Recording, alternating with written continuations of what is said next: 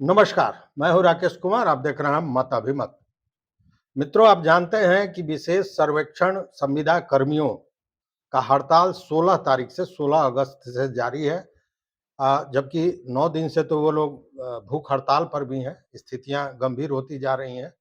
कई दल के नेता और तमाम लोग समर्थन देने की भी बात कर रहे हैं।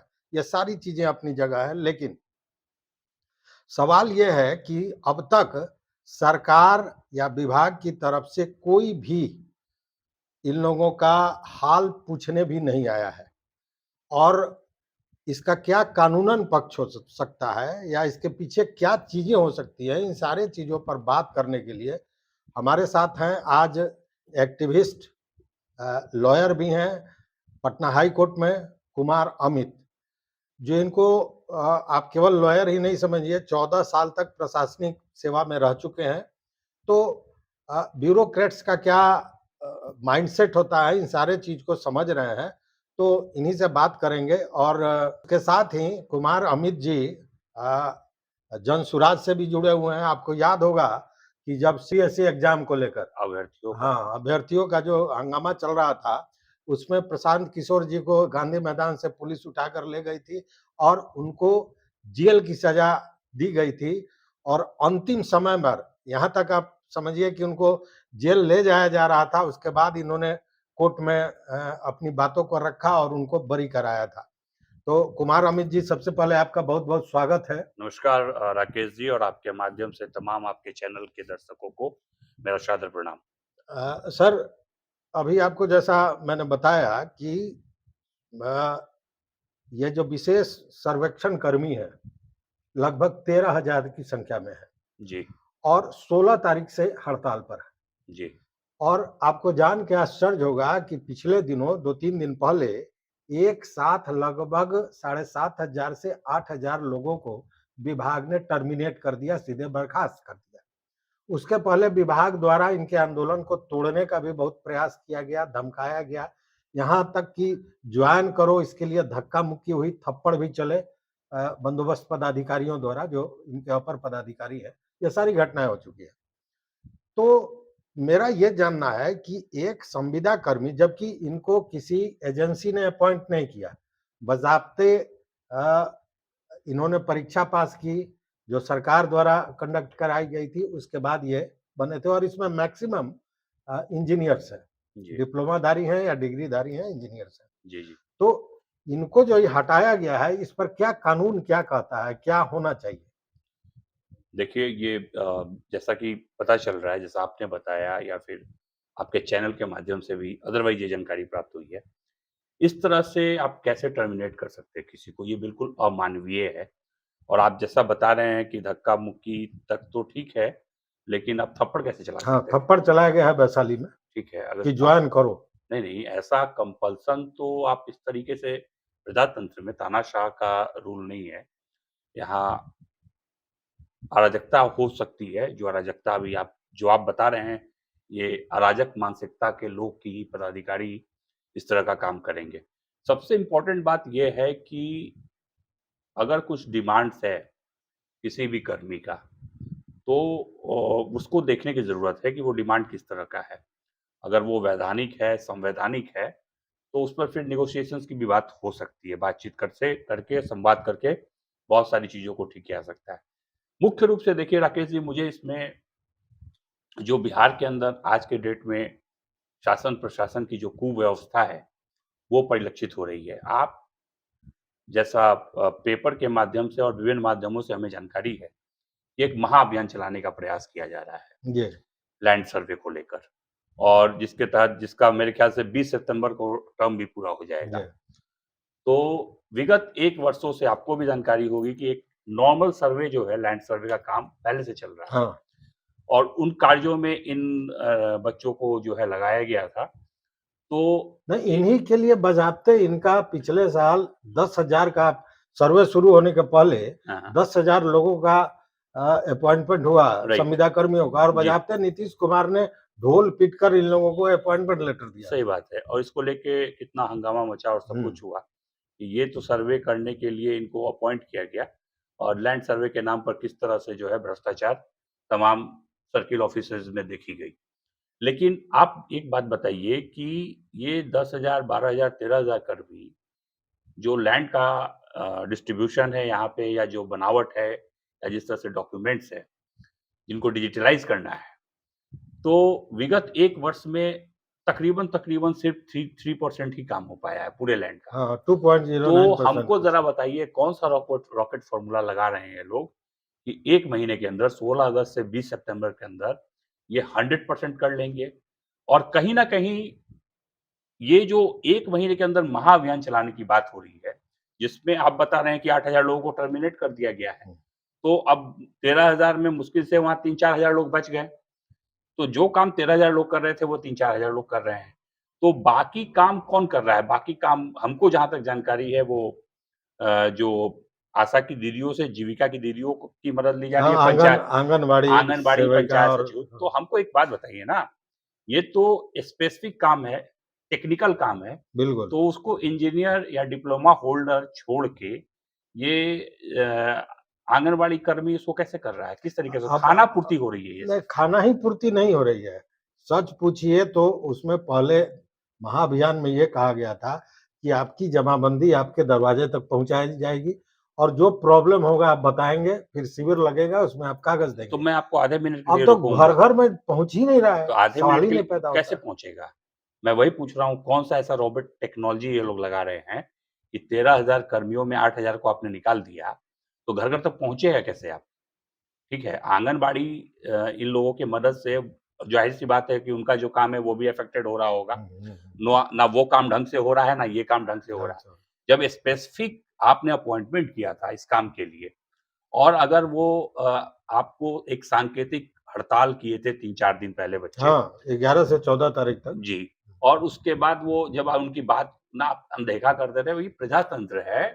आप उनको नेगोशिएटिंग टेबल पे बैठा के उनसे बातचीत तो करें, क्या ग्रीवेंसेस है उनके। और जहाँ तक मुझे जानकारी है कि जो इनिशियली 3,000 लोगों को लिया गया था, उसमें से 500 लोगों को सरकारी नौकरी मुहैया कराई गई है। तो उसका परमानेंट किया गया। पर मतलब सरकारी नौकरी हुँ, ही हम हुँ। कहेंगे उसको। तो उसको करने का स्टैंडर्ड क्या था? How you reach to that particular conclusion कि ये 500 लोग होंगे जो जिनको परमानेंट किया जाएगा। तो बाकी लोगों को क्यों आपने छोड़ दिया? क्या ये 500 लोग मतलब अब ये तो अगर भ्रष्टाचार का आरोप लगता है तो गलत नहीं लगता है। 3,000 में किसी 500 को आप पिक एंड चूज़ कैसे किए? अच्छा, यहाँ आपको हम एक चीज़ और स्पष्ट करते हैं। सर्वे में क्या काम था? सर्वे में काम था कि जितने भी दस्तावेज़ गड़बड़ हैं, इसको उसको सही करना है, जी और डिजिटलाइज़ डिजिटल करना। करना है हुँ, और नया मैप बनाना है कि कौन ज़मीन कहाँ है, कैसे है, मैप बनाना है, नई जमाबंदी क्रिएट करनी है। जी, जी। मतलब रजिस्टर 2 जो होता है, वो हुँ, बनाना है। अब देखिए कि उस सर्वे को रोक दिया गया इस महाअभियान के लिए। अच्छा। अभी 1 साल में वो 3% हुआ हाँ, हाँ। और इसको रोक दिया गया और कै दिन के लिए किया गया तो 16 तारीख से 20 तारीख तक, मतलब 1 महीना 4-5 दिन की बात है। अब इसमें क्या करना है, तो इसमें भी वही जमाबंदी घर में पहुँचाना है और वो लोग अपने कागज़ात शिविर में जमा करेंगे और उसके बाद वो काम होगा। जबकि इस काम के लिए कई-कई तरह के प्लेटफ़ॉर्म बनाए गए थे। परिमार्जन, परिमार्जन प्लस, फिर सर्वे में काम हो रहा था। जी, जी। तो जब सब सारा चीज़ उधर हो ही रहा था, तो फिर सर्वे को बंद करके महाअभियान चलाने की अ, ज़रूरत क्यों पड़ी? तो मुझे ये लगता है कि महाअभियान के लिए कुछ सर्टेन फंड एलोकेट हुआ होगा, हाँ, बिल्कुल, ठीक है। ये भी बातें और आ रही हैं। कई लोग वो जाँच का विषय है हाँ, और बिना उसके नहीं होगा।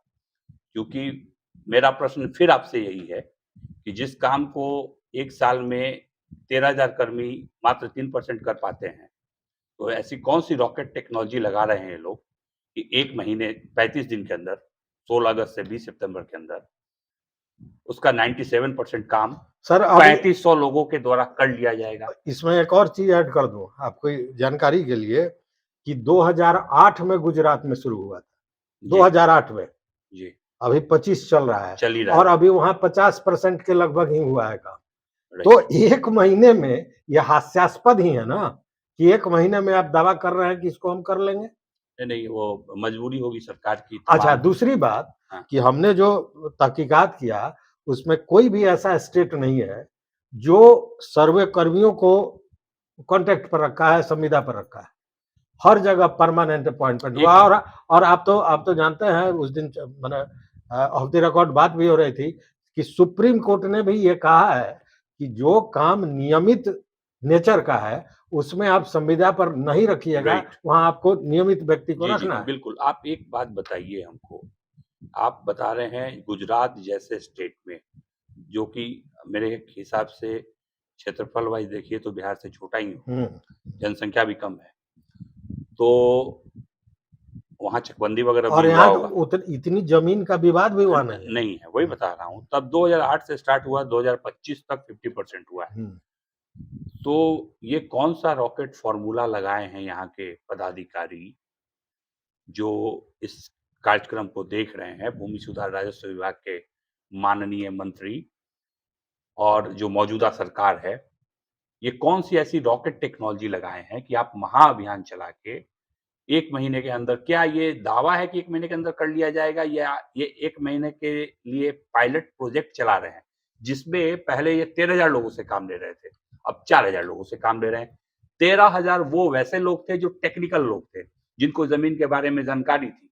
आज वो घट के संख्या 3-4 हज़ार हो गया है, और रेस्ट जो है आंगनवाड़ी सेविकाओं से और इन सब माध्यमों से आप उस काम को करा रहे हैं। तो काम का स्टैंडर्ड क्या होगा, ये एक विचारणीय वो बिंदु है। लोग तो राजस्व के बारे में कुछ जानते ही नहीं नहीं, है। नहीं, वो तो फिर रजिस्टर टू वैसे का वैसे ही रह जाएगा, फिर रह वो और जाएगा। गड़बड़ हो जाएगा। और गड़बड़ हो गया, जी, ये मान के चलिए आप। और गड़बड़ हो गया, हो इसमें गया। कहीं कोई दो राय नहीं है। मुख्य रूप से एक सबसे इम्पोर्टेंट बात है, ये तो एक पहलू है कि आप कुछ डिमांड्स है और डिमांड्स जायज़ है कि ये काम लंबे समय तक चलना है, नियमित नेचर का काम है। तो अगर बच्चे कह रहे हैं कि आप हमको रेगुलर कीजिए, ठीक है, तो उसमें सरकार तमाम अभी शिक्षकों को किया, आप इसी सेवा में 500 लोगों को कर चुके हैं।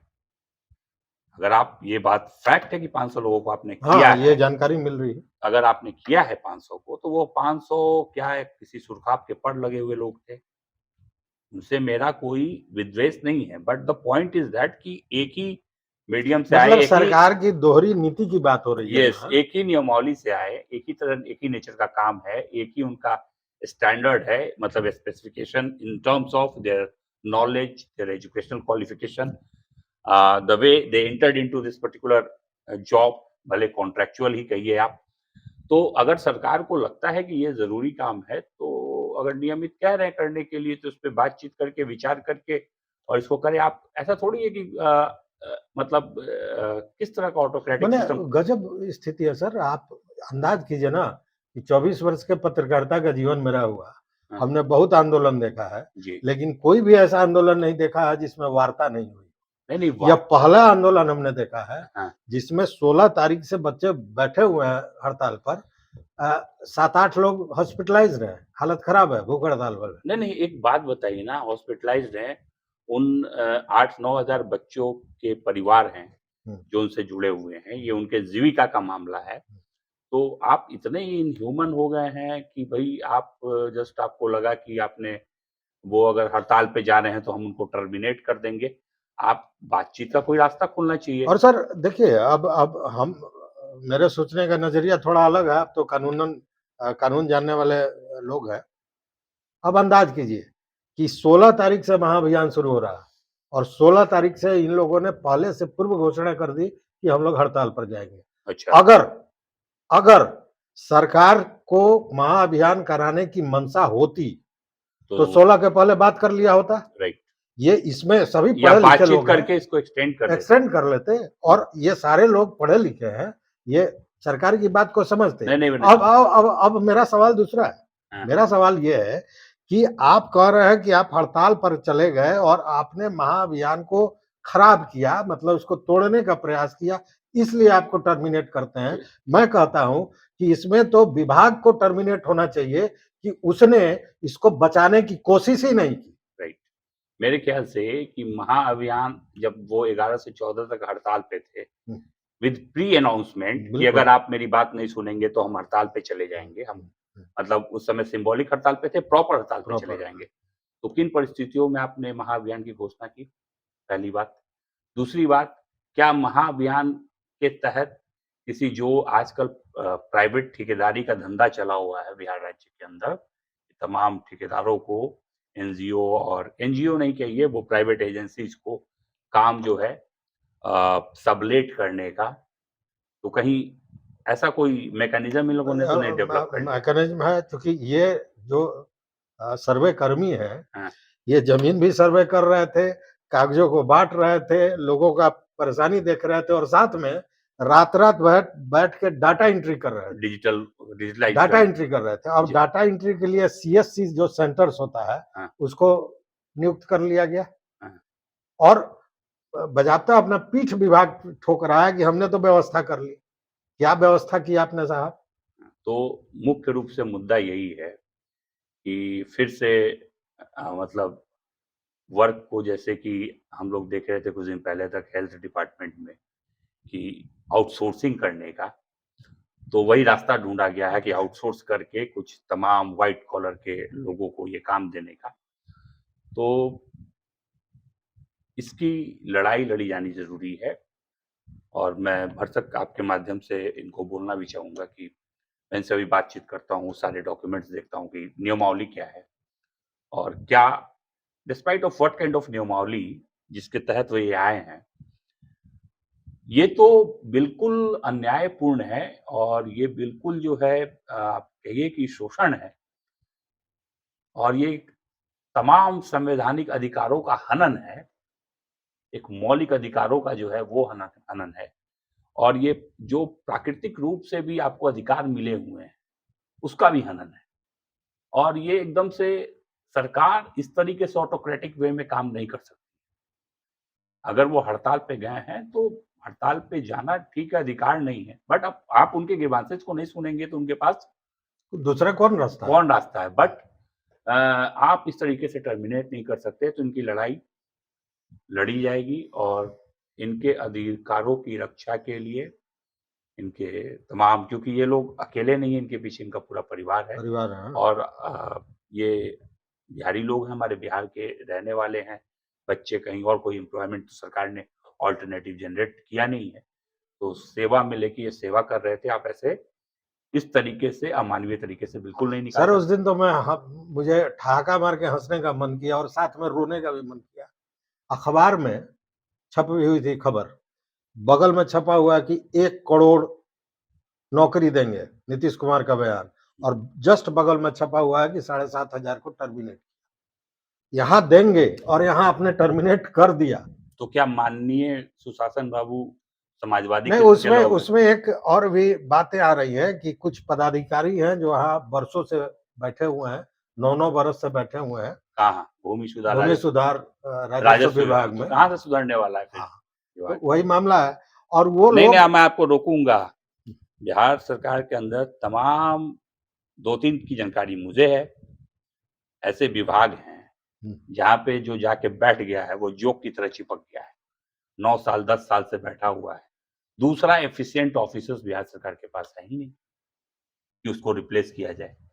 उसकी जाँच करा ली जाए ना, कौन लोग हैं, क्यों बैठे हुए हैं वहाँ पर?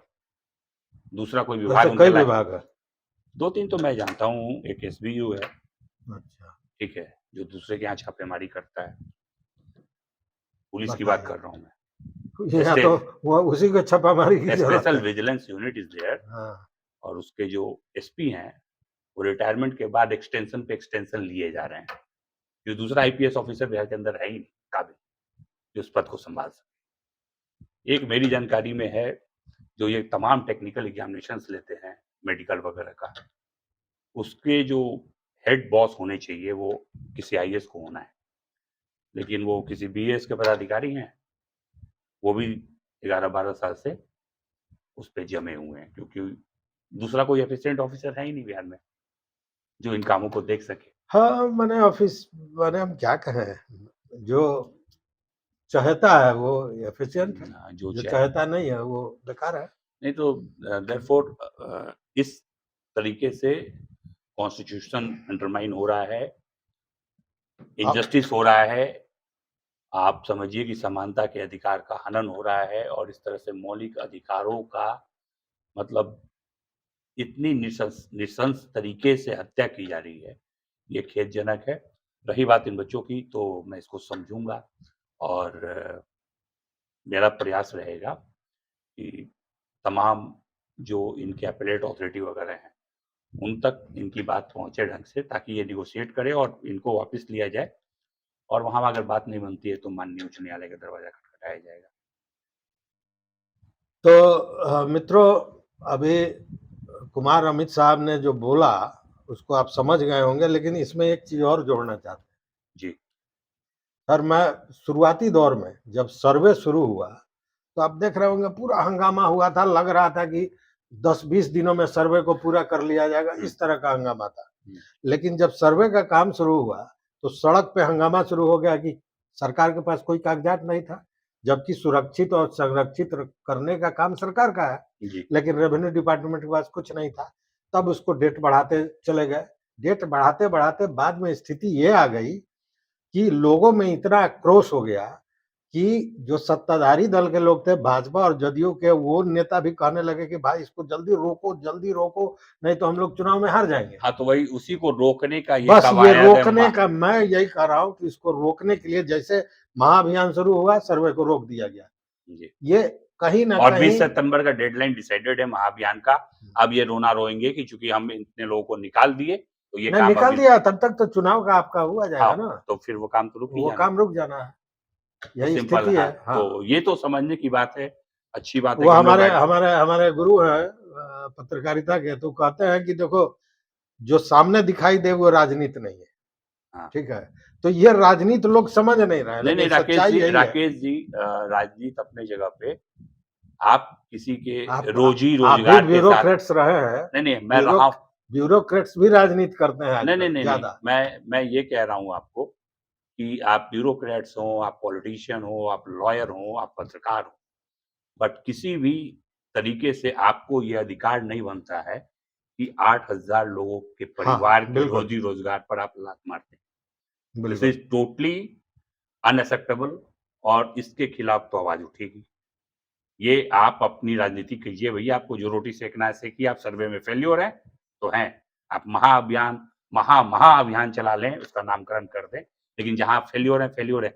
लेकिन ये राइट आपको कहीं नहीं बनता है कि आप इस तरीके से एकदम से ऑर्डर निकाल दिया, 8,000 को आप टर्मिनेट कर दिया। व्हाट टर्मिनेट अबाउट कर, there families and all? Their kids, उनके बच्चे पढ़ रहे हैं, खा रहे हैं, पी रहे हैं, वो इंसान नहीं है क्या? वो इस बिहार के नहीं है क्या? बिल्कुल तो बिल्कुल। चुनाव में जिसके लिए सारे ड्रामेबाज़ी की जा रही है, सबक मिल मतलब जाएगा। क्रूरता का हद है, हाँ, ये हद है। क्रूरता का हद है। जी, बिल्कुल, इसमें कहीं कोई दो मत नहीं। तो मित्रों, कुमार अमित जी की बातें आपने सुनी और मुझे लगता है कि इससे जरूर कुछ सबक मिला होगा।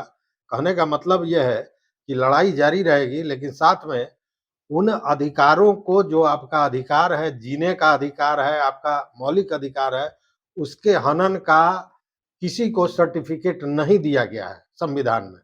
इसलिए जहां उसका हनन हो रहा है, वहां अगर बातें सुलझ जाती है तो भगवान करे ऐसा ही हो, लेकिन नहीं सुलझती है तो मामला कोर्ट में जाएगा जी, और क्योंकि लड़ना ही पड़ेगा। जी, क्योंकि संवैधानिक अधिकारों की रक्षा के लिए माननीय उच्च न्यायालय, माननीय सर्वोच्च न्यायालय है और भारत के अंदर, बिहार के अंदर या अपने पूरे मुल्क में कहीं भी ऐसे मतलब कहिए कि मैं तो ये कहता हूँ कि प्रजातंत्र भी काफ़ी स्ट्रॉन्ग है। मतलब जितना ही इस तरह से शोषण करने का काम किया जाता है, तो उस शोषण से उबरने के लिए या उसकी लड़ाई लड़ने के लिए तमाम तरह के लोग हैं।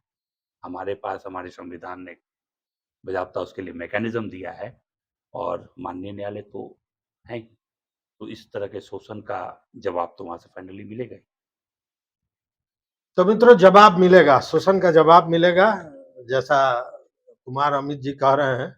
तो इस वीडियो को यहीं समाप्त करते हैं, और चूंकि एक्टिविस्ट भी हैं, तो मैं तो इनसे निवेदन करूंगा कि निश्चित रूप से आपके पास जाकर ये बात करें। मैं सर आपसे जी, जी, निवेदन बिल्कुल। करूंगा नहीं, कि नहीं, आप बिल्कुल। जब ये पटना देखिए, जाएं। जैसे मुझे जानकारी हुई अभी रात में हम लोग इस पहर में बैठ के ये बातचीत कर रहे हैं, तो डेफ़िनेटली मतलब एक्टिविस्ट मैं लॉयर हूँ या कुछ भी हूँ, वो सबसे पहले मानवता के नाते बिल्कुल ये बात दुखी करता है किसी भी इंसान को कि आप एक 8,000 7,500 या 7,000 लोगों के जीविका को एक पेन के स्ट्रोक से खत्म नहीं कर सकते हैं। तो मैं ये जो भी बच्चे हैं इनसे मैं मिलूँगा और इनको मेरा भरपूर सहयोग प्राप्त होगा और मेरा पूरा प्रयास रहेगा कि इनको न्याय मैं दिलवा सकूँ। इसके लिए मैं आपको आश्वस्त करता हूँ, मैं बिल्कुल मिलूँगा इनसे। चलिए, बहुत-बहुत धन्यवाद। धन्यवाद थैंक केवल यू। उनकी मदद के लिए नहीं, धन्यवाद इसलिए भी कि उनकी मदद करके आप मेरी भी मदद कर रहे हैं, चूँकि जिस मानवीयता और भावनाओं की बात कर रहे हैं, मुझे भी कहीं न कहीं गहरे इस बात का दर्द है कि इस तरह सरकार कैसे कर सकती है, जबकि कल्याणकारी सरकार कही जाती है। तो ये कौन-सा कल्याण है, इसका परिभाषा तो सरकार ही नहीं, दे नहीं, वेल सकती है। Well well way welfare will be established by the honourable courts. हाँ, तो जब कोर्ट ठीक है, कोर्ट ही है, हाँ, तो कोर्ट ही है। हम लोग वहाँ से तो ले ही बिल्कुल। लेंगे। न्याय तो मिलेगा ही। तो समय देने के लिए बहुत-बहुत थैंक धन्यवाद। यू। तो देखते रहिए मत अभिमत। मित्रों, चैनल पर नए हो तो सब्सक्राइब कीजिए, लाइक कीजिए, दोस्तों के साथ शेयर कीजिए, लेकिन अपना विचार ज़रूर दीजिएगा, जो अमित जी ने कही उन सारे मुद्दों पर। बहुत-बहुत धन्यवाद। बहुत-बहुत धन्यवाद।